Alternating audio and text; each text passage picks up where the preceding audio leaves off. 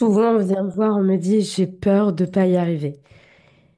Et si je te dis que ce n'était pas réellement la peur d'y arriver? Tu veux réussir, tu travailles sur toi, tu te poses les bonnes intentions, tu fais des rituels, tu prends des formations, tu visualises, tout va pour le mieux, tu fais tout comme un très très bon élève et pourtant ça bloque. Comme s'il y avait une espèce de force invisible qui t'empêchait d'y arriver. T'as envie de succès, t'as envie d'abondance, t'as envie de reconnaissance, mais dès que ça se rapproche, tu procrastines, tu t'éparpilles, tu somatises même parfois. Et si je te disais que tu n'avais pas peur d'échouer, mais plutôt peur de réussir? Bonjour de nouveau, je suis Zeynab, coach et thérapeute dans le trauma et transgénérationnel, trauma d'enfance et transgénérationnel, et je suis facilitatrice de breathwork. Je suis aussi fondatrice de la méthode Phoenix et Phoenix Breath, qui est la respiration Phoenix. Dans cette vidéo ou podcast, on va plonger dans les vraies raisons invisibles qui t'empêchent d'accueillir le succès dans ta vie et tu verras, c'est rarement qu'une question de volonté, c'est plus profond que ça, beaucoup plus profond que ça.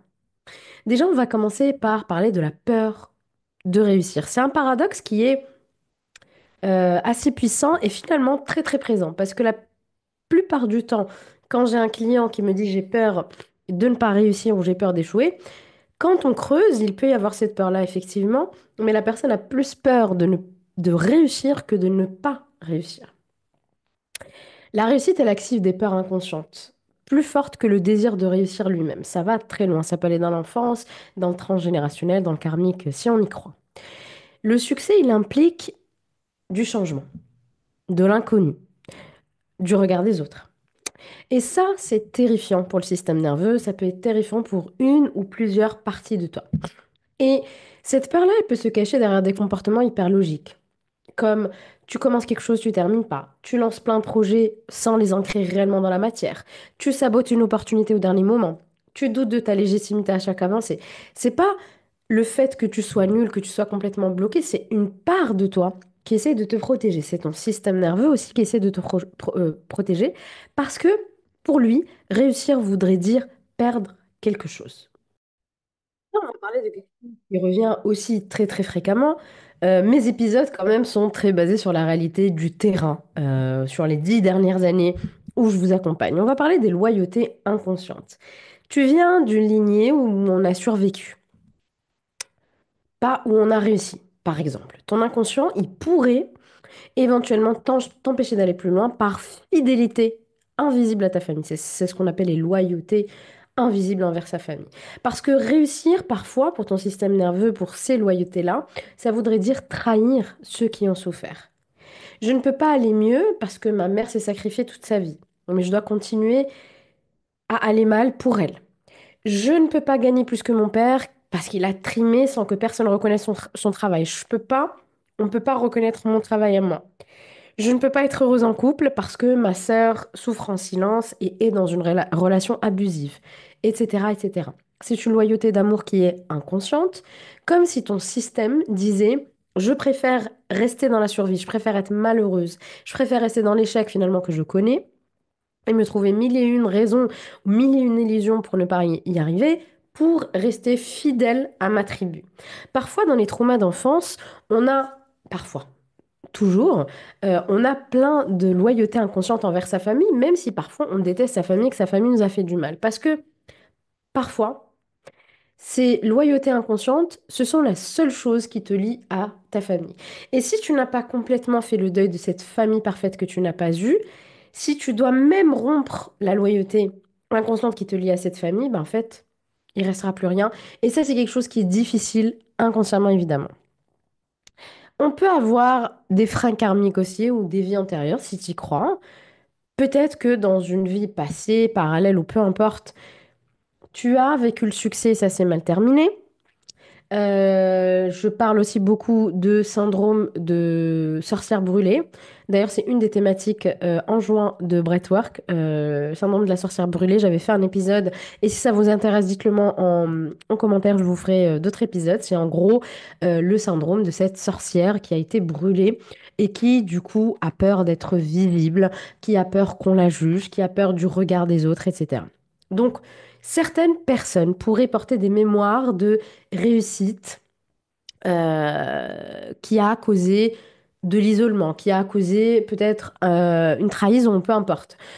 On peut avoir aussi des mémoires d'un pouvoir qui a été mal utilisé dans une ancienne vie et la culpabilité est encore active. J'ai fait du mal quelque part et je ne me connecte pas à mes dons spirituels dans cette vie-là parce que je porte encore la culpabilité d'une ancienne vie ou des mémoires ou des vœux ou peu importe. Il y a aussi peut-être des vies où briller signifie être persécuté. Sorcière, guérisseur, chef de tribu, etc. Donc, ton âme pourrait avoir associé réussite à danger. Ben oui, dans mon expérience à moi, et si cette dimension est une dimension auquel tu crois, je t'invite à aller creuser là-dedans. Je fais ça dans le soul healing, dans mes nettoyages karmiques, et j'apprends ça dans la formation en soins énergétiques. On a un niveau 1, et dans le niveau 2, on va vers le karmique et vers le cellulaire. Les prochaines cohortes, c'est 23-24 juin et 20-21 septembre. Voilà. T'as pas forcément besoin de croire en karma pour sentir tout ça, mais il peut y avoir des peurs disproportionnées qui surgissent dès que tu t'approches de ton expansion et pourtant tu as travaillé ton enfance, tu as travaillé le transgénérationnel.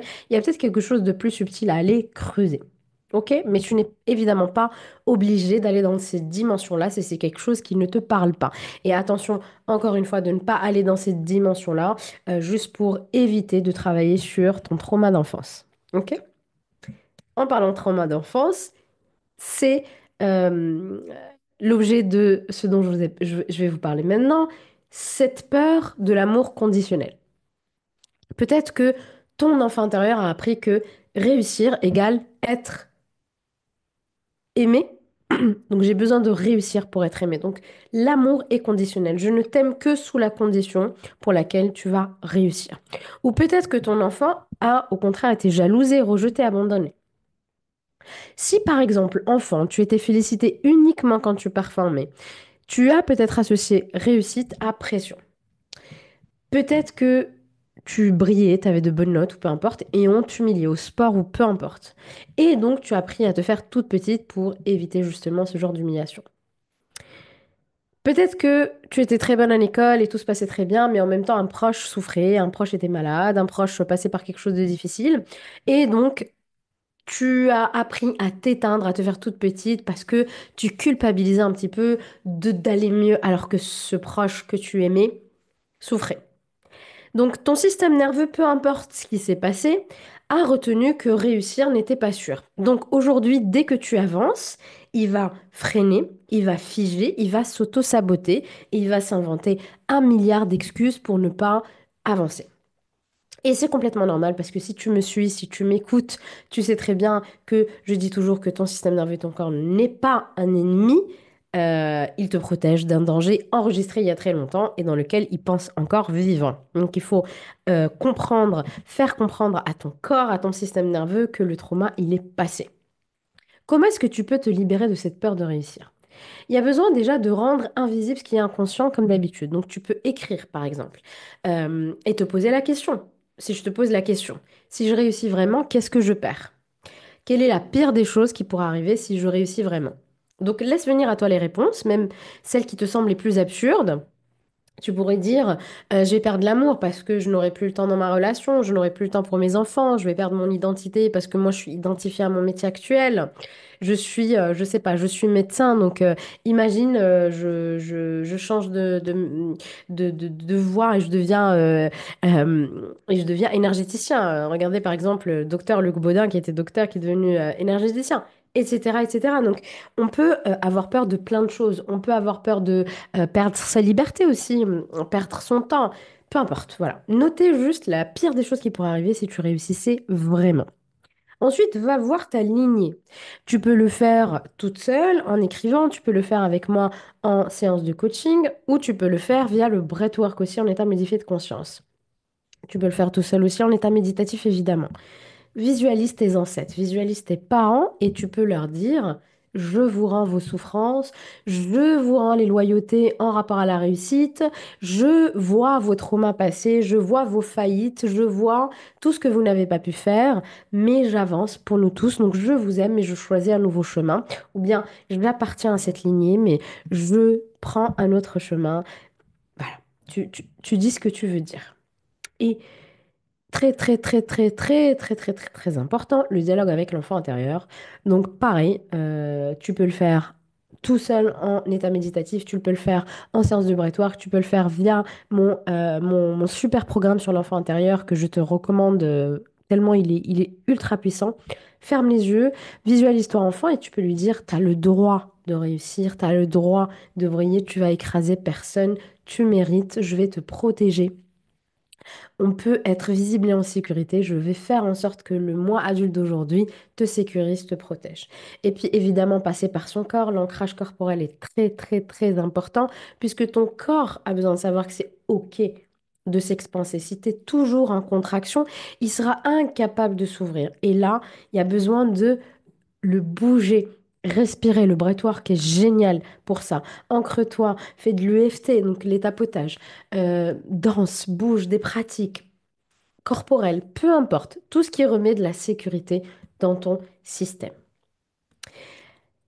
La peur de réussir est rarement un manque de motivation. C'est juste une peur d'exister pleinement, d'être vue, d'être reconnue, d'être impactante. Mais tu sais quoi? Ta lumière, elle étincelle de personnes. Elle inspire.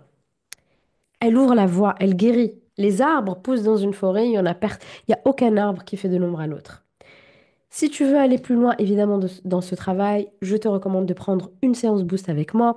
Si tu as besoin de faire travailler ton enfant intérieur, je te recommande le programme sur l'enfant intérieur. Si c'est une question de système nerveux, tu as mon programme pour réguler son système nerveux et être trauma informé.